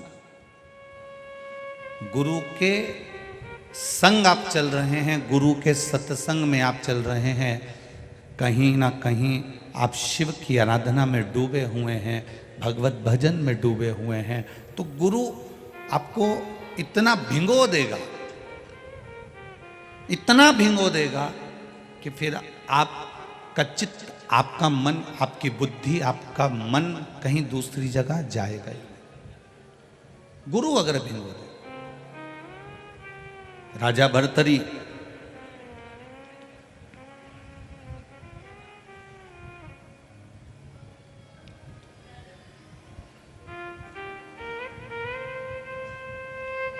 जब क्रोध में आ गए, मेरी धर्म पत्नी, मेरे पास कोई सत्ता की कमी नहीं है, मेरे पास कोई वैभव की कमी नहीं है, मेरे पास कोई दौलत की कमी नहीं, और मेरी धर्म पत्नी मेरी नहीं हो सकी। बहन कह रही है, मैनावती क्रोध क्यों करना, जिसके कर्म का दंड वो भोगेगा। वाणी और विचार, मैनावती कर रही है, अपनी कंपनी का माल है, ये अपनी कंपनी का प्रोडक्ट है। वाणी और विचार, कितना भी दुख आ जाए, कितनी भी तकलीफ आ जाए, कितना भी कष्ट आ जाए, कितना भी दुख आ जाए, दुनिया के लोग चाहे तुम्हारे ऊपर कितना भी आक्षेप लगाएं, कितने भी शब्द कहें, वाणी और विचार ये अपनी कंपनी का प्रोडक्ट है, अपनी कंपनी का माल है। मैनावती कहती है, भैया कितनी भी दुख की परिस्थिति में, चाहे कोई कितना भी धोखा, कितना भी छल कर कर चले जाए, दो चीजों पर संयम रखना, एक वाणी पर और एक विचार पर। अगर वाणी और विचार तुम्हारे ठीक हैं तो मैनावती अपने भाई भर्तरी से कहती है, फिर जवाब आपको नहीं देना है, जवाब देवाधिदेव महादेव देता है। आप हिसाब क्यों बराबर कर रहे हो? किसी ने गाली दी और आपने पलट कर गाली दे दी, किसी ने अपशब्द कहा आपने पलट कर अपशब्द कह दिया, किसी ने ताना दिया आपने पलट कर ताना दे दिया, किसी ने आड़ा टेढ़ा बोला आपने पलट कर आड़ा टेढ़ा बोल दिया। आपने अपनी वाणी को बेकार कर लिया, यह वाणी की कीमत आपने समाप्त कर ली। अब अगर वाणी की कीमत समाप्त हो गई है तो आपका जवाब देने के लिए महाकाल नहीं आएगा। आप मौन हो जाओ, चुप हो जाओ। जो दिन भर अब शब्द बोलता रहता है, दिन भर कुछ ना कुछ 24 घंटे बयान देता रहे, 24 घंटे बोलता रहे, 24 घंटे बोलता रहे, तो लोग भी समझते हैं ये तो माइक लगा हुआ है ना, बहुपू चली रहा है ना, बस ये तो बोलता जाएगा, हर कुछ बोलता जाएगा, हर कुछ बोलता जाएगा। लोग 10 बार सुनेंगे, 20 बार सुनेंगे, 25 बार सुनेंगे, 50 बार सुनेंगे, इसके बाद तुम्हारी बात पर कोई विचार नहीं करेगा, आपके शब्दों पर कोई विचार नहीं करेगा। हाँ, एक रेलवे स्टेशन पर माइक लगा रहता है, वो कभी कभी बोलता, इतने नंबर की ट्रेन, इतने नंबर के प्लेटफॉर्म पर इतनी बजे पहुंचेगी, 4-5 बार वो बोल देगी, 6 बार बोल देगी, 7 बार बोल देगी, उसके बाद तुम्हारा ट्रेन का नाम फिर वो बोलेगी नहीं, और तुम वो तख्ती जो टंगी हुई है जिस पे चल रहा है उसको देखोगे, फिर बार बार सोचोगे अब तो बोल ही नहीं रही है, अब तो बोल ही नहीं रही है, अब तो इसकी आवाज ही नहीं आ रही है, सब ट्रेनों का बोल रही है, मम्मी अपनी ट्रेन का नहीं बोल रही है। पापा ऐसा लगता है कि ट्रेन का बोल ही नहीं रही है, कि मेरे को तो लगता है कि ट्रेन आ जाएगी और ये बोल ही नहीं पाएगी, ऐसा लग रहा है। अब अपने को उत्सुकता बढ़ रही है, कब बोले कब बोले कब बोले। फिर वो बोलती है कब, जब ट्रेन थोड़ी सी दूर पर रह जाती है, ट्रेन प्लेटफॉर्म पर आने की तैयारी में है, आप तैयारी कर लो। चुप रहने का यही फायदा है। आप किसी ने अपशब्द कहा, आप चुप हो गए, उसके बाद में उसके आने की तैयारी हो जाती है। वो आएगा और जवाब देकर जाएगा। आपको जवाब नहीं देना। ये जितनी डिग्रियां हैं, जितनी पढ़ाई आपने करी है, जितने विद्या अध्ययन आपने करा है, ये संसार सागर के लोगों के लिए करा है। उसकी डिग्री सबसे प्रबल है। उसकी डिग्री में ये नहीं देखा जाएगा कि आपने क्या विद्या अध्ययन करा है। उसकी डिग्री में ये देखा जाएगा कि आपने भूखे को भोजन कराया है क्या। उसकी डिग्री में ये नहीं देखा जाएगा कि आप किस कुर्सी पर बैठे हो। उसकी डिग्री में ये देखा जाएगा कि आपने अपने माँ बाप को एक रोटी दी कि नहीं दी। उसकी डिग्री में ये नहीं देखा जाएगा कि आपने बंगला कौन सा बनाया। उसकी डिग्री में ये देखा जाएगा कि आपके बंगले में आपके बुजुर्ग माता पिता रहते कि नहीं रहते, वो देखा जाएगा। आपकी डिग्री में आप कितने लाख की गाड़ी लाए, उसको नहीं देखा जाएगा। उसकी डिग्री में यह देखा जाएगा कि आपकी गाड़ी में कोई गिर पड़ा, कोई को तकलीफ थी, उसको तुम्हारी गाड़ी से कभी किसी देवालय तक, शिवालय तक, हॉस्पिटल तक, किसी अच्छे स्थान तक पहुंचा पाए कि ना पहुंचा पाए। उसकी डिग्री तुम्हारी कितनी भी प्रबल हो, वो डिग्रियां केवल यही देखी जा सकती है। पर वो जो डिग्री देखता है वो तुम्हारे मन की डिग्री, श्रद्धा की डिग्री, विश्वास की डिग्री और तुम्हारे भजन की डिग्री देखता है कि ये कितना भजन करा है, इसने शिव को क्या चढ़ाया। चढ़ाने से मतलब धन से मत लेना। शिव जी को धन से मतलब मत लेना कि शंकर भगवान को धन चढ़ाना है, शिव जी को दौलत चढ़ानी। ना ना ना ना, तुम क्या धन दोगे शंकर भगवान को, जिन्होंने अपनी धर्म पत्नी के लिए इतना जोरदार सोने का महल बनाया। क्या जोरदार सोने का महल बनाया।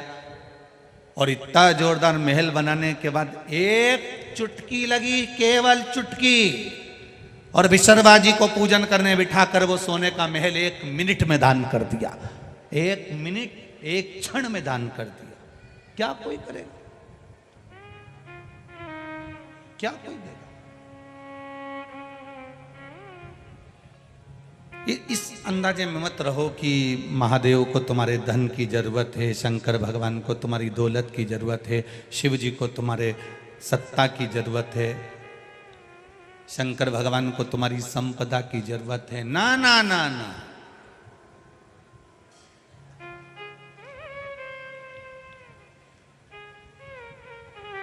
कुछ नहीं चाहिए।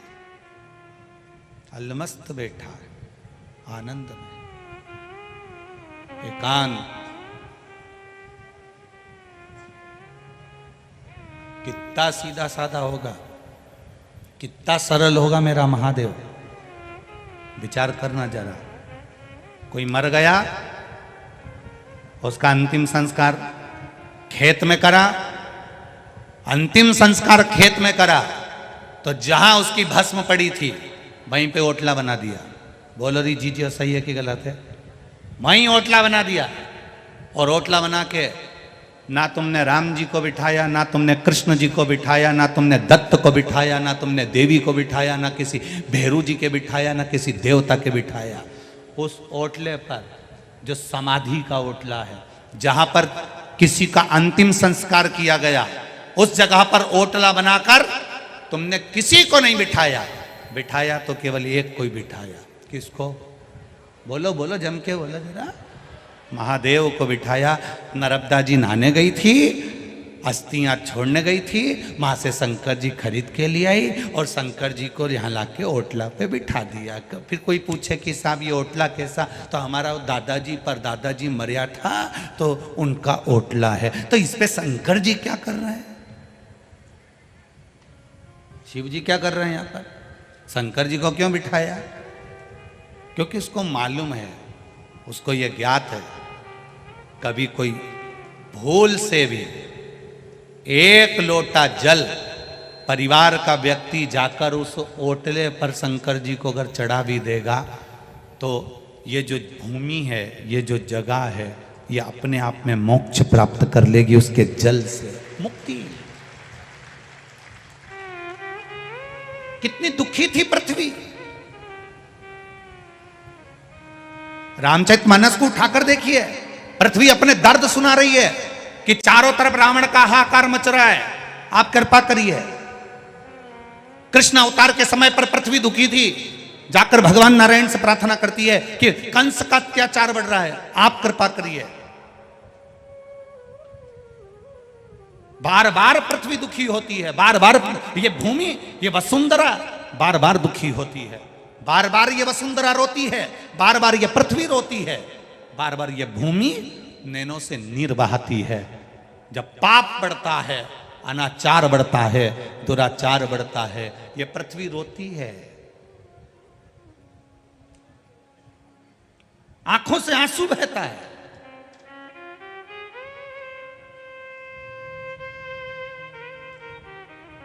भगवान नारायण ने भगवान शिव जी के पास जाकर एक प्रार्थना करी, प्रभु एक बात बताओ, इस पृथ्वी के लिए कितनी बार अवतार लेना पड़ेगा? यह बार बार रोती है, इसको शांति कौन देगा? इसको शीतलता कौन देगा? इसको निर्मलता कौन देगा?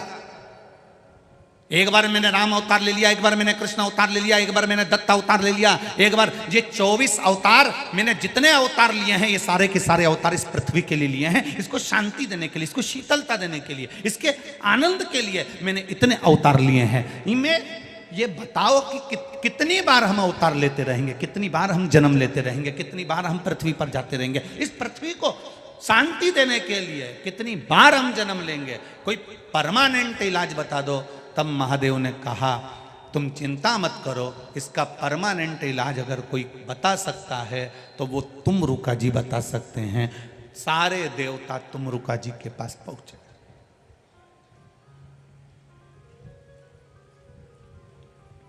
ब्रह्म वैवर्त पुराण का ये चरित्र बड़ा सुंदर है।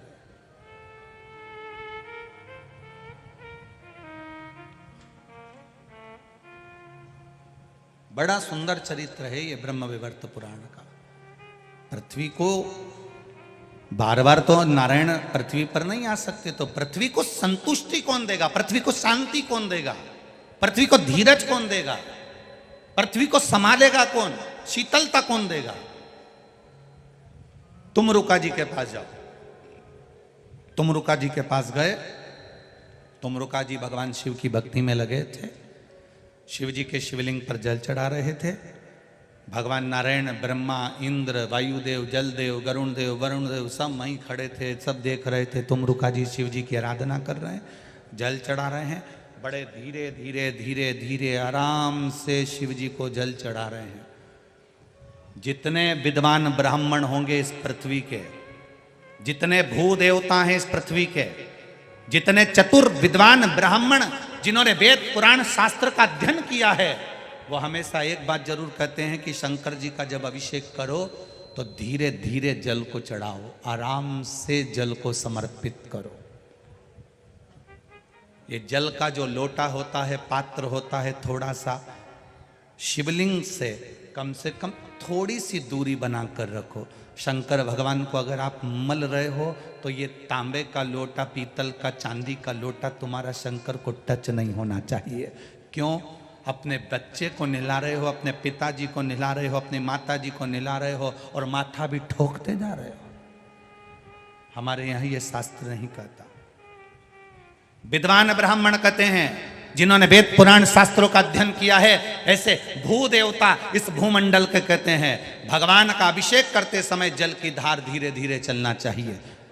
जल की धार भू देवताओं ने, ब्राह्मणों ने तो कह दी कि धीमे धीमे चलना चाहिए। अब कोई इनसे भिड़ जाए और कह दे साहब कि तुम लिखा हुआ बताओ कि जल की धार महादेव को धीमे धीमे चढ़ना चाहिए, उसका प्रमाण क्या है? तो ब्रह्म वैवर्त पुराण में कहा तुमरुका जी धीरे धीरे जल चढ़ा रहे थे, आराम से जल समर्पित कर रहे थे।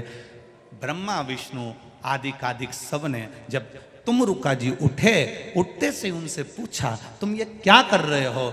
जल तो जल्दी भी चढ़ा सकते हो, फिर तुमने धीरे धीरे क्यों चढ़ाया? तो कहा मेरे जल को धीरे चढ़ाने का एक कारण है, ये जल शिवजी का चढ़ा हुआ जब पृथ्वी पर जाता है तो पृथ्वी इसको ग्रहण करते हुए अपने आनंद सुख को पाती है और शीतलता प्राप्त करती है, जिससे जनमानस का कल्याण करती है।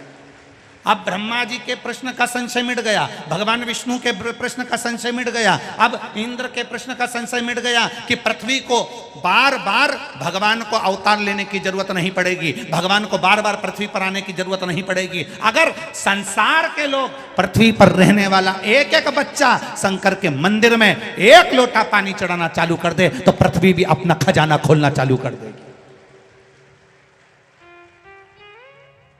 राजा भर्तरी के समय पर, राजा विक्रमादित्य के समय पर भारत को सोने की चिड़िया कहा जाता था। सोने की चिड़िया कहलाने का अगर हक है तो राजा विक्रमादित्य को है। सोने की चिड़िया, सोने की चिड़िया। 7,32,000 वैदिक गुरुकुल विद्यालय भारत की भूमि पर विक्रमादित्य के समय पर चालू हो चुके थे। वो तो जब गुरुकुल 7,32,000 गुरुकुल या भारत की भूमि पर संचालित हो रहे थे, तब ये जो स्कूल होने, ये तो आपका इंग्लैंड में सबसे पहला स्कूल 1811 में बना था, 1811 में।